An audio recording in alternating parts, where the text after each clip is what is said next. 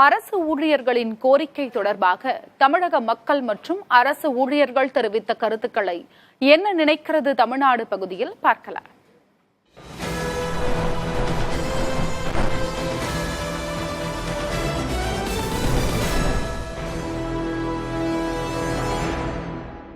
எல்லோரையுமே கான்ட்ராக்ட் அடிப்படையில் தினக்கூலிகளாக பணியமர்த்துவது என்பது மிகவும் மோசமான நடவடிக்கை.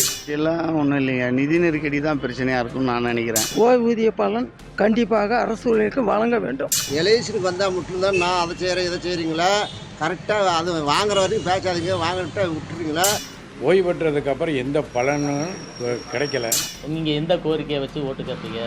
இப்போ 2001க்கு பிறகு பணியில் சேர்ந்த அனைவரும் பென்ஷன் இல்லாமல் தான் இருக்கிறாங்க. செவி சாய்க்கிறதுக்கு மறுக்கிறவங்க போது ரொம்ப கஷ்டமாக இருக்குது. இந்த அரசாங்கம் கவனிக்கிறது இல்லை, இந்த அரசாங்கம் போது தீர்த்து வைக்கணும். அதை காங்கிரஸ் அரசு தான் முதல்ல புதிய ஓய்வு திட்டத்தை கொண்டு வந்தது. ஒரு பணம் கூட இல்லாமல் வீட்டில் உட்காந்துட்டு இருந்தா யாராவது மதிப்பாங்களா? பெனிஃபிட்ஸும் சரியாக கொடுக்க முடியாமல் போயிடுச்சு.